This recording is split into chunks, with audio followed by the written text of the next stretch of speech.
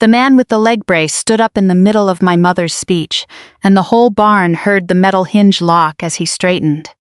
He wasn't young, he wasn't loud. He put one hand flat on the tablecloth to steady himself, and the little glass hurricane lamp in front of him rocked and settled, and every face in that room turned toward the sound instead of toward the bride. My mother had the microphone. She had been holding it for 4 minutes. She was very good with a microphone.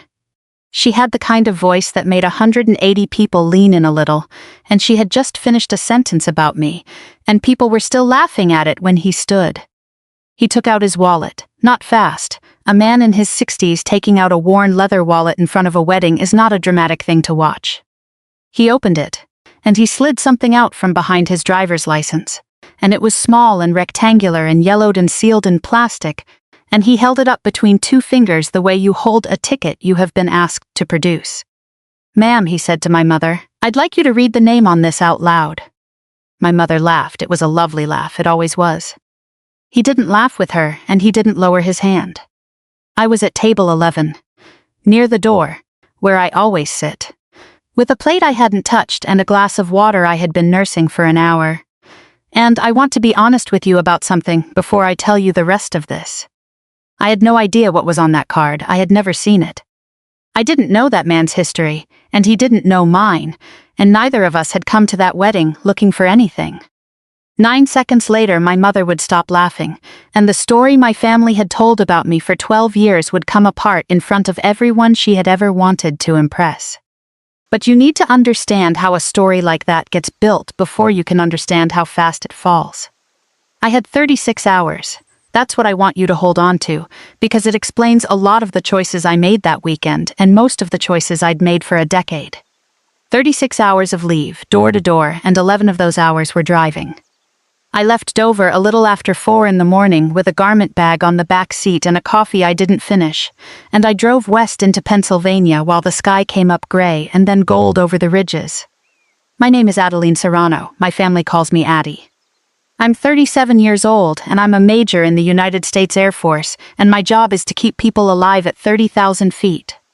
That sounds more heroic than it is. Most of it is arithmetic. You take a patient who should not be moved, and you move them anyway, because the thing that will kill them is on the ground, and the thing that will save them is 6,000 miles away. Gas expands. Pressure drops. A chest tube that behaves perfectly in a hospital in Germany will behave differently over the Atlantic, and your whole job is to see that wrongness coming 40 minutes before it arrives. You do it kneeling in a cargo aircraft with no walls and no quiet for 9 or 10 or 12 hours. Then you hand the patient through a door, and the door closes, and you never learn what happens after that. I have done it 261 times. I don't say that number out loud. I've never said it to my family. I'm telling you because you'll need it later. Marisol called me in April, my little sister. She's 29. She teaches 3rd grade. She has a laugh you can hear through a closed door. And she asked me to come to her wedding in a voice that already sounded like she expected me to say no. "You don't have to stay for the whole thing," she said. "Just come." So I put in for leave, and I bought a navy dress in an airport in Charleston during a layover because I did not have another day free to shop, and I drove 11 hours to Harrow's Bend. Leave is not free in my career field. There are 11 of us qualified on that team, and there is a board with our names on it, and every day I'm not on that board is a day somebody else is on it twice. I traded 2 weekends and a holiday for those 36 hours. I'm not saying that to collect on it. I'm saying it because when my mother said she came all the way from Delaware in a certain voice, she was closer to right than she knew, and further from understanding it than anyone in the building. I want to be clear that I wasn't dreading it. That's the part people get wrong. I wasn't bracing for a fight. You can't brace for weather. You just get wet. The venue was a barn somebody had spent real money converting. Bleached beams, glass on the whole east wall, a floor of wide planks that had been sanded down and sealed until it glowed. There were lights strung in loops overhead, not yet on, and beyond the glass the field ran down to a tree line that was just starting to think about turning. My mother was at the doors. Priscilla Serrano, 64, in gray silk, with her reading glasses pushed up into her hair because she had a seating chart in her hand and wanted everyone to see that she had a seating chart in her hand. She hugged me. That's the thing people never believe. She hugged me and she smelled like the same perfume she has worn since I was 9, and she said, "Oh, you made it," in a tone that had a small hook buried in it, and then she turned me by the elbow toward a cluster of women near the gift table. "This is Addie," she said, "my oldest. She's the one I told you about." One of the women said, "The nurse. She's a nurse for the Air Force," my mother said. She wanted to be a doctor. It didn't work out, and they were kind enough to take her, and honestly, it's been good for her. She needed the structure, 12 years of that, word for word, nearly. She had it smooth as a stone in a river. The women smiled at me with their heads tilted. One of them said something warm about how we should all thank people like me. I said thank you.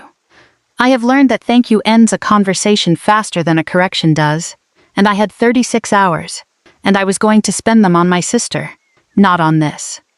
She travels constantly, my mother added. We hardly see her. That last part was the one that cost something, not the medical school. The medical school was a lie, she told, but it was an old lie and it had gone soft with handling. The one about how we hardly see her was a door being held open for a much bigger story, and I knew which story, and I felt my jaw set.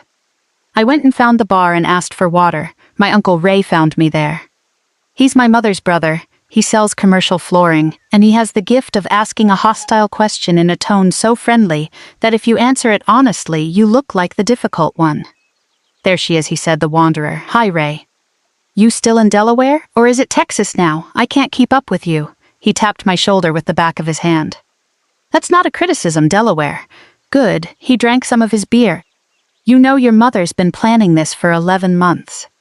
11 months by herself, flowers, catering, the whole—" He gestured at the beams. "She did all this. Nobody helped her. It looks great." "It looks great," he agreed. Then in exactly the same warm register, "You could have flown in Thursday.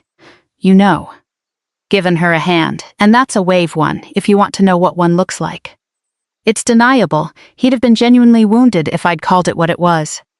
If I had said I have been on a night rotation for 5 weeks and I traded a holiday for tonight, he'd have said, hey, I'm just talking. And then he would have told 4 people at his table that I'm defensive about it. So I said, "Next time." "Next time," he said, satisfied, and went to find somebody else to be warm at. The first thing I noticed about Hollis Lowry was the brace. He came through the doors about 20 minutes after I did, and the sound came with him, a small metallic click on the downstroke, once per stride, on those beautiful planks. A carbon and steel knee-ankle-foot orthosis, the kind you get when a femur and a tibia have been rebuilt around hardware and the nerve never fully came back. I know what those cost. I know what it takes to walk that well in one. He was 61, broad through the shoulders, with white hair cut close on the sides, and he was wearing a suit that fit him, which meant somebody had made him go get it fitted. He shook hands with everyone in a line by the door, slowly, and when he got to the seating chart on its easel, he stopped. He stood there a long time, long enough that his wife said something to him and moved on without him. He was reading the chart the way you read a departures board when your flight isn't listed yet. His finger went along one column and it stopped, and he leaned in. Then he looked up and around the room, and he was not looking at people. He was looking at a room, sectioning it, and it's a thing I recognized because it's a thing I do. Beckett Lowry, the groom, 26, tall, all elbows and enthusiasm, came over and put an arm around his father's shoulder and said, "Dad." "Come on, give me a second," Hollis said. "You've got the box in the truck still." "I know where the box is, because if you're doing that after the toasts, you should." "Son, give me a second," Beckett went. Hollis stayed at the chart another moment, and then he turned and looked directly at me across 60 feet of barn, and I raised my glass a half inch, the way you do, and he nodded, and he went and sat down. I filed it and forgot it. That's the honest sequence. I filed it and I forgot it because a man staring at a seating chart is not information. Cocktail hour was in the glass end of the barn with the field going gold behind it, and that's where my mother told the story. She didn't tell it to me. She never tells it to me. She tells it near me, which is a different thing and a worse one. She was standing with 3 women from her parish and Beckett's aunt, and she had a glass of white wine she wasn't drinking. And she said, "Gordon almost died. Did I ever tell you? 12 years ago, emergency bypass. 10 hours on the table. Oh, Priscilla, I was in that waiting room by myself," my mother said. Marisol was 17, I wouldn't let her come, she had school. So it was me, all night. And I'm not saying this to be dramatic, I'm just saying you find out what you're made of. Beckett's aunt asked the question, she was supposed to. The story is built so that somebody asks it, where was Addie? And my mother did the thing she does, which is to look down into her wine and smile a little and say, in a lighter voice, oh, Addie was overseas. She had her own things going on, that's all. She never says more than that. She has never once in 12 years said the accusation out loud. She lets the room build it, and the room always builds it because there is only one shape a sentence like that can take. I stood 8 feet away and watched 5 women arrange their faces. Here is what I believed, standing there, and I need you to sit with this for a minute, because everything that happened later depends on it. I believed her, not the medical school part, that one I knew was garbage. But the October part I believed all the way down because I had spent 12 years believing I'd missed my father's surgery.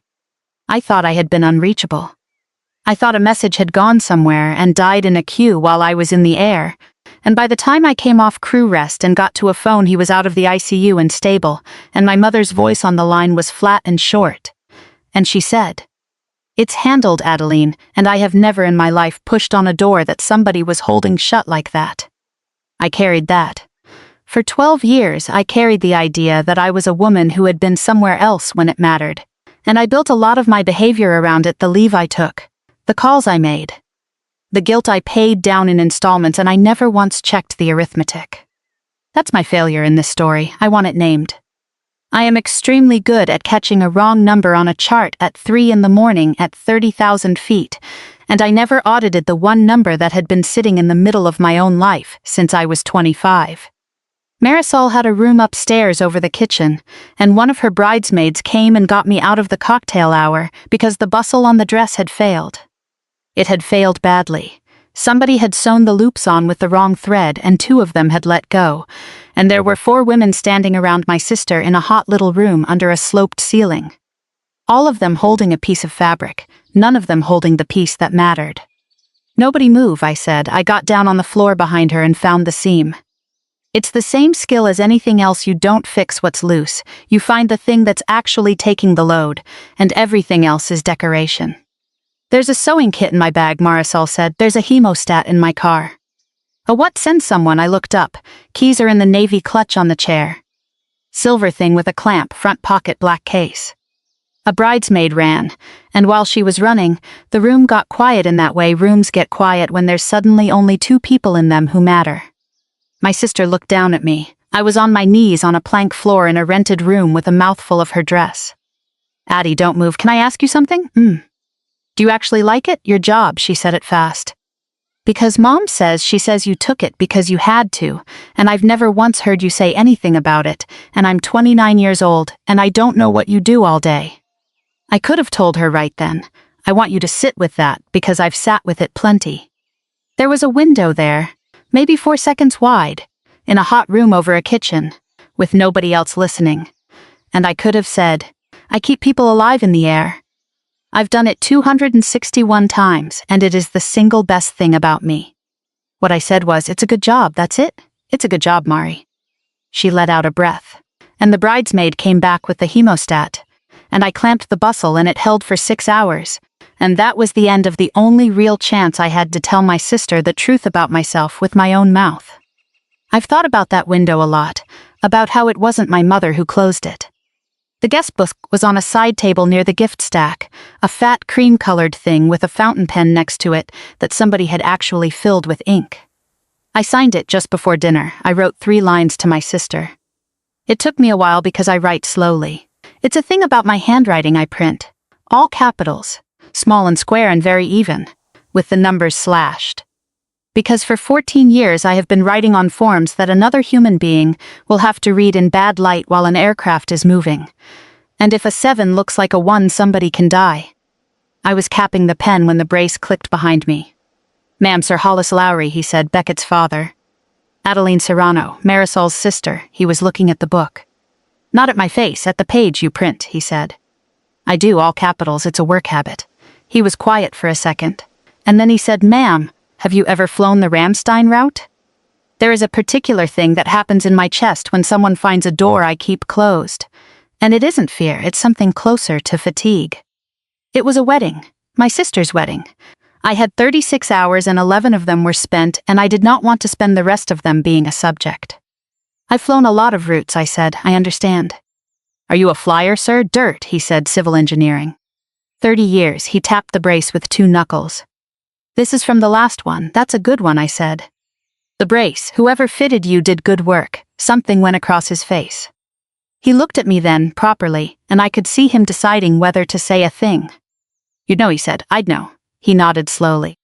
He put his hand on the table and then he took it off the table. Enjoy your evening, Major. He was 6 feet away before I registered it, and by then he was moving through the crowd, and there was no clean way to call after a man in a room full of people and ask him how he knew my rank. I told myself he'd read it on the chart. I told myself somebody in a family of 180 people had mentioned it. I have thought about that moment a great deal since. My father found me on the side porch before dinner, which is where he always is at events, because there is a rail out there and he likes to lean on things. Gordon Serrano is 68 now. He ran a machine shop for 31 years and he has hands that will never be entirely clean, and he does not say very much, and what he does say he says about objects. Your car sounds like the belt's going, he said. It's the tensioner. Then it's the tensioner. Get it done before winter. We stood there, the field went orange, somebody inside was testing a microphone. You look tired, he said, I'm on nights. He nodded at that like it explained the last 12 years, and maybe it did. Then he said, without any warning at all, you know I don't hold it against you. October, I turned my head, Dad, I'm just saying it. Once, so it said, he was looking at the tree line. I woke up and your mother was there. And you weren't. And I asked where you were. And she said she couldn't get hold of you. And that was that. And I've thought about it, and you were doing your job. That's all it was. Something in me went very still, the way it goes still when a monitor changes tone. She couldn't get hold of me, I repeated. That's what she said. When did she try? He looked at me then. He had a face like a man who has just noticed that a machine is making a sound it did not make yesterday. I don't know, Addie. Did she say she tried? He stopped. She said she couldn't get hold of you. That's what I remember. The microphone inside made a noise and somebody laughed, and my father put both hands on the rail. I never asked her, he said. For 12 years I never asked her. What I want you to notice is that I did nothing. I did not go inside and confront my mother. I did not pull out a phone, I did not have a plan. I stood on a porch with my father and I let the question sit there, and I told myself I would ask her in the morning, after the wedding quietly, in the parking lot, where nobody could hear. I have spent my entire adult life being the person who does not make the scene. That is the only reason any of this happened the way it did. If you've ever had a version of yourself handed around your family like a piece of furniture, if somebody decided who you were and everybody else just agreed to it, stay with me. The next 20 minutes are the reason I tell this at all. Hollis Lowry caught me in the hallway by the kitchen doors, between the salad and the entree. He'd been waiting. I understood that immediately. There is no reason for a man with a leg brace to be standing in a service corridor. Major, he said, I need to ask you something and then I'll leave you alone. Sir, it's my sister's wedding. I know it is. It's my son's. That landed. I stopped. 12 years ago in October, he said, I was moved out of Bagram on a C-17 to Landstuhl. I don't have any memory of it. I have 9 hours that are just gone. When I woke up in Germany, they gave me a bag with my boots in it, and a watch that didn't work, and a card. Sir, there's handwriting on that card, Mr. Lowry. I've been carrying it for 12 years. Please don't do this. He stopped. He actually stopped, and I want to give him that, because he could hear me and he did not enjoy what he was doing. Ma'am, he said, there's a woman out there telling this room that you washed out of medical school. Let her. Why? Because it's a wedding, I said. And my sister waited 11 months for this day, and if you stand up in there you will not be correcting my mother. You'll be taking something from Marisol, and I'm not doing that. I've never done that, not once in 12 years. He looked at me for a long moment. That's a hell of a way to live, he said. It's worked so far. Has it? I didn't have anything for that. Let me tell you what I think you think, he said. I think you believe that if you keep the peace long enough, one day somebody in there is going to notice on their own. Turn around at a Christmas dinner and see it. He shifted his weight off the braced leg. Ma'am, I spent 4 years in physical therapy with a man who thought his back would come right if he just didn't complain about it. It does not work that way. Bodies don't do that and families sure as hell don't. With respect, sir, you've known me 90 minutes. That's true, and you're about to do something to my sister's wedding on the strength of 90 minutes. He took that. He actually took it. I watched it land. And I watched him decide it was fair. And I felt bad about it in the same second. Which tells you everything about how well my instincts were working that night. He nodded slowly, and he did not say he would let it go. I noticed that. I noticed it, and I chose to hear it as agreement, because I wanted to, and then I went and sat down at table 11 and ate about a third of a chicken. The toast started at 8. Beckett's best man went first and was funny. Marisol's college roommate cried in the middle of hers, which everybody loved. Beckett said something about my sister's hands that made half the room go quiet in a good way. Then my mother took the microphone, and she was luminous, and she was in the exact center of the exact room she had wanted to be in the center of since she was 19 years old. She talked about Marisol for 6 minutes, all of it true and all of it lovely. And then, because she cannot leave it alone, because a story with only one daughter in it isn't the story she's built, she said. And I have to say something about my other girl. I put down my fork. Adaline is here, she said, and she found me at table 11 and put a hand out toward me, and 180 people turned. She came all the way from Delaware, which for those of you who don't know Addie, that's a big deal, because Addie is not always around. A little laugh, the warm kind, the kind that isn't cruel yet. When her father had his heart surgery, Gordon, don't make that face when Gordon was on that table for 10 hours. I sat in that waiting room by myself all night. And I'm not telling you that for sympathy, she smiled. I'm telling you because Marisol, honey, you're about to be family with these people. And I want them to know that in this family, when it counts, we show up. She raised her glass. Some of us just show up more than others. The room laughed, not everyone, enough. And it was into that laugh, into the exact middle of it, that Hololas Lowry put his hand flat on the tablecloth and stood. The hinge locked, that sound on those boards. He said, ma'am. And it carried, because a man who spent 30 years on flight lines does not need a microphone. My mother turned with the smile still on. Oh, Hollis, we're just about. You said she wasn't there, I'm sorry, October 12 years ago. You said your daughter wasn't there. My mother's smile stayed exactly where it was, and something behind it started working very fast. She was overseas, she said pleasantly. I don't think this is really the... We're overseas, Hollis, his wife from the next chair low. I'd like to know where. I'm sure I don't remember, my mother said, and there was a lick of something under the pleasantness now. That's a long time ago, and with respect, I don't think you've met my daughter. No, ma'am, Hollis said, I haven't. Then I've never seen her face in my life. He was still standing. Which is the only reason it took me 12 years. And my mother and I will give her this. She is quick. She has always been quick. My mother laughed and looked around the room and said warmly, generously, in the voice of a woman being gracious about someone else's confusion, oh, sweetheart, I think you've got the wrong girl. And the room agreed with her. That's the part I remember most clearly. Not the rest, that 180 people relaxed. Somebody said, aw, Beckett's aunt patted Hollis's arm. A cousin of mine said, not quietly, he's had a few. Marisol looked at me from the head table with her eyebrows up, half apology, half please. The whole room chose her, in about 2 seconds.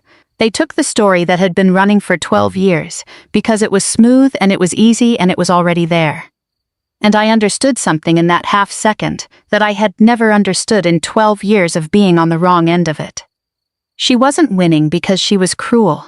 She was winning because a room will always take the version that requires it to do nothing. Believing Hollis Lowry meant 180 people had to put down their forks and rearrange something. Believing my mother meant they got to keep eating. She has known that about rooms her whole life. It is honestly a kind of genius. Hollis's wife had her hand on his sleeve now, pulling, and I could see him weighing whether to sit down. Beckett was half out of his chair at the head table, mortified, 26 years old, and watching his father become the drunk uncle in a story that would get told at every holiday his marriage ever had. And my mother turned back toward the microphone, victorious, and said, anyway. Here is where I did the only thing I did that entire night. For 12 years in that exact moment I have said a sentence. It changes shape a little, but it does the same work every time. It's fine, he's mixing me up with somebody. Mom's right, let's not. I have said it at Thanksgiving and at 2 funerals and in a hospital corridor and at a graduation party in a backyard in June. I say it because it ends things. I say it because the sentence costs me 11 cents and costs everyone else nothing, and because I decided somewhere around age 26 that being the person who absorbs is a form of competence, and I have been extremely proud of that competence. I opened my mouth to say it, and I thought about my father with both hands on the porch rail, saying I never asked her. And I closed my mouth, that's all. I want to be exact, because people always want this part to be bigger than it was. I did not stand, I did not speak, I did not produce anything. I sat at table 11 with my hands in my lap, and I declined for the first and only time to hold up the ceiling. And the lie stood there on its own, and it turned out it could not stand on its own at all. Because my mother waited, she waited for me. Her eyes came to me across that room in the pause after anyway. And they waited, and the pause got long, and people started to notice the pause. And Hollis Lowry, still standing, took out his wallet. He opened it, he slid the card out from behind his license. It was maybe 3 inches by 5. It had been laminated at some point badly, by a machine at a drugstore, and the plastic had gone amber at the edges. There was printing on it, faded, and over the printing, filling every white space on it, there was handwriting. Small, square, all capitals, slashed 7s, he held it up. "Ma'am," he said, "I'd like you to read the name on this out loud." "I'm not going to do that. It's 1 letter and 7 letters. You've been saying it her whole life. I don't know what you think you're." "Then I'll ask your husband," and my father stood up. He stood up so fast his chair went over backward, and the sound of it hitting those planks went through that barn like a dropped pipe. He came around the table and he took the card out of Hollis Lowry's hand and he held it at arm's length because he needs reading glasses and he does not own reading glasses. "He couldn't do it, Beck," Hollis said. "Come read it." And the groom came down off the head table in his rented shoes, 26 years old, at his own wedding, and stood next to my father and took the card and read it. "It says," Beckett said, and then he had to start again. "It says vitals every 15. It says, sir, this is a whole page of numbers. Times down the side, it says sedation held at 0240. It says bottom right," his father said. Beckett found it. "It says a Serrano, Serrano. Nobody said anything. "Turn it over," Hollis said. Beckett turned it over. "It says," he said, and his voice did something. He talked about a kid named Beckett. Tell him his dad talked the whole way. Beckett Lowry was 14 years old when they brought his father home. He told me later that what he remembers is not the airport and not the hospital. What he remembers is a clear plastic bag on the kitchen counter with a pair of boots in it, and a watch with the crystal cracked, and a card, and his mother crying at the sink over the card and not over the boots, and nobody explaining why. Hollis had asked for his own records, years ago once he could sit at a desk again. It took 11 months and he got a folder. The folder had a mission number in it and a crew roster and a name. He wrote a letter. That's the part I didn't know. He wrote a letter to the only address the locator service could give him, which was the home of record of a first lieutenant who had not lived in that house since she was 18, because home of record is a paperwork word, and it does not mean home. He mailed it 7 years ago to a 2-story house on Fenner Street in Harrows Bend, Pennsylvania. He never got an answer. He decided she didn't want to be found. He put a copy in a folder in a box in his garage, and last month he pulled that box out because he'd decided to give his son his history on his wedding day, the boots, the dead watch, the folder, all of it, and it was in the bed of his truck in the parking lot 40 feet from where we were all sitting. Beckett went and got it. You could hear the barn. That's the strange thing about a room that size. When nobody's talking, it's not silent, it breathes. Somebody's chair, the kitchen door, a kid asking a question and getting shushed. Hollis read 3 lines out of the copy of his own letter, and then he stopped and handed the page to my father, because he said he had not written it for 180 people. My father read it standing up, and then he said, "This is dated October 11th. "Yes, sir," Hollis said. "The 11th is the night I was moved. I put it in there because I wanted her to know I had the date right." My father lowered the page. "October 11th, he said again. And he turned around, and he looked at his wife, and he said, in the flattest voice I have ever heard come out of him, Prissy, October 11th is the night I went in. My mother said, Gordon, that's the night I went under. That's the night you sat out there. That's the night. Gordon, we are not. She was in the air, my father said. She was over the ocean with a man's chest open. That's where she was. I don't know what that letter, it came to the house.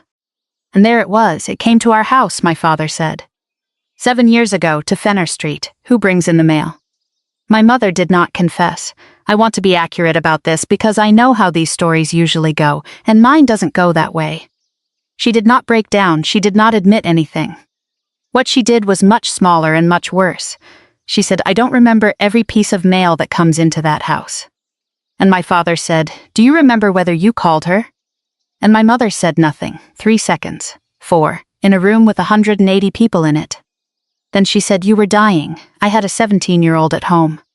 I was not going to phone a girl on the other side of the world and ask her to come sit in a room and be useless. Prissy, she couldn't have gotten here in time and you know it. That's not what you told me. I managed it, Gordon. I managed all of it, alone, and nobody has ever stopped herself. She got a breath. She smoothed the front of her dress with one hand, and she looked around that room, at the parish women and the neighbors and the people from the club, and she found the version of herself she needed and she put it on. This is my daughter's wedding day, she said, and Marisol said, Mom. Just that, from the head table into a microphone she'd picked up without anyone noticing. Mom, did you not call her? My mother left through the side door with her clutch in her hand and her chin up, and about 11 people watched her go and the rest looked at their plates. Nobody came for me right away. I want to say that, because in the version of this that plays in your head there's applause here, and there wasn't. It took a while. It was awkward. 180 adults sat in a barn and did not know the protocol for what had just happened, and honestly, neither did I. What happened first was smaller and stranger. People started doing the arithmetic out loud at their own tables, quietly, badly, and getting it wrong in interesting ways. I heard a woman behind me say she'd always thought there was something off about that story. I heard somebody else insist that Addie had been at the hospital. Actually, later in the week, which is not true and never was. A man at table 9 spent 4 full minutes explaining to his wife what a C-17 is. My Uncle Ray came over with his beer and stood there and could not find a sentence. He tried 3. What he finally said was, you should have said something, kid. Which is, I think, the single most common thing anybody says at a moment like that. And it is always, without exception, the wrong end of the stick. I said, I did, Ray, for about a year, when I was 26, and he nodded like that was a satisfying answer, and it wasn't, and he went away. Marisol got to me first. My sister. In a wedding dress, with her mascara already gone, and she did not say sorry, and she did not say anything about our mother. What she said, standing over me at table 11, loud enough for the 6 tables around us, was, this is my sister, everybody, this is my sister. And then she sat down on the floor, next to my chair in $900 of silk, which is the single most Marisol thing that has ever happened, and put her head on my knee, and I put my hand on her hair, and that's when I finally lost it. Quietly for about 15 seconds, and then I stopped. Because I'm me. My father didn't sit down for a long time. He stood by the head table holding a photocopy of a stranger's letter, reading it again and then again. Later, much later, past midnight, when the band had packed out and the last people were finding their coats, he came and stood next to me by the doors and said, I asked her, in the car. She said she was going to tell me, eventually, okay. 12 years is a long eventually, yes. He looked out at the field. Then he said, the tensioner, bring the car by on Sunday and I'll do it. Which is my father's entire emotional vocabulary, and I understood every word of it. I'll tell you what happened after, because I think the after is the part that actually matters. My mother had run the funeral hospitality committee at St. Brendan's for 19 years. It was hers. She built it. She was extremely good at it. She is genuinely, unarguably good at showing up for other people's worst days with a coffee urn and a sign-in sheet and a hand on an elbow. 40 of those women were at that wedding. Nobody voted her out. Nothing that dramatic. What happened was that in September the schedule went around and her name was on it for 2 dates instead of 11. And when she called the parish office about it, the woman who answered was warm and vague and said they were spreading things out this year. That's all. That's the whole consequence. She lost the thing she had used the story to buy. Because that's what it was for. I understand that now in a way I didn't for 12 years. My mother didn't tell that story to hurt me. She'd have hurt me for free. Honestly, that part was included. She told that story because it made her the woman who sat alone in the waiting room all night, and that woman is somebody you hand a coffee urn to. That woman gets called first when somebody's husband dies. My absence was load-bearing. She needed me to have not been there, and after enough years she needed it badly enough that the letter on the hall table was never a decision at all. It was maintenance. She has never apologized to me. Not once, not in the almost 2 years since. And I want to say something about that because I think people expect the apology to be the payoff and it isn't. The apology was never available, it was never in the room. If I had spent 12 years waiting for it, I'd have spent 12 more. What I got instead was my father calling me on a Tuesday in February to ask a question about a machine and staying on the phone for 50 minutes. What I got was Marisol, who now texts me photographs of her third grader's terrible drawings at 7 in the morning. What I got was a fact I did not previously have, that on the 11th of October, 12 years ago, I was exactly where I thought I was, doing exactly what I thought I was doing, and I did not fail anyone. Nobody called. There was nothing to miss. You would not believe how much of a person's posture that changes. And my mother is 66 now. She's alone more than she used to be. There is a version of me that finds that satisfying, and I have met her, and I don't especially like her. Last spring Marisol asked me to come to a christening. And my mother was there, and we were civil, and at one point she handed me a plate and I said thank you, and neither of us said the other thing. Some rooms don't get repaired, they just get smaller and honest. There's a cost, and I'll name it, because I don't think you should trust a story where nobody pays. My sister got a wedding that people talk about for the wrong reason. That's not fixable. She says it doesn't matter, and I think she means it. And I also think that in 30 years, when she describes her wedding day to somebody, this will be in it. And it will be in it instead of something else. I took that from her by staying quiet for 12 years. And Hollis Lowry didn't take it from her, I did. In a hot little room over a kitchen, with a mouthful of her dress, when she asked me what I do all day and I said it's a good job. Hollis Lowry tried to give me the card. It was almost 1 in the morning and we were the last 2 in the parking lot. And he took out his wallet again and held it out and said it belonged to me more than him. I said no, he said ma'am, I said Mr. Lowry, I wrote it. I don't need it, you're the one who's been carrying it. He put it back. He stood there a second with his hand on the truck. I almost didn't, he said, say anything. I sat down twice. I know, I asked you not to, you did, I'd ask you again, I said. I think I'd ask you again and I think I'd be wrong. He nodded at that like it was a reasonable statement of fact, which it was. 9 hours, he said, I've got nothing from them. Not one thing, whole day of my life just gone, he looked at me. You have anything? And I had to tell him the truth, which is that I didn't remember him either. Not his face, not his name, not that flight. I have done it 261 times, and the 11th of October 12 years ago is not in my head anywhere. And I have thought hard, and it isn't coming. He laughed, actual laughter at 1 in the morning in a gravel lot. Well, he said, that's about the most reassuring thing anybody's said to me in 12 years. I drove back to Dover at 4. I got in a little after 9, slept for 6 hours, and flew out Monday night with 2 patients and a resident who kept checking my math. Somewhere over the Atlantic I filled out a card. Small square capitals. /7s, vitals down the left side. So that a stranger in bad light on a moving aircraft could read every number without guessing. I have never been able to look at one the same way since. Somebody's kid might read it in 12 years. If this one got you somewhere, tell me I read every comment, and I want to know which part landed. And if you want more stories about the people everybody wrote off too early, subscribe. There's a whole lot of them out there, and most of them are still waiting for somebody to check the arithmetic.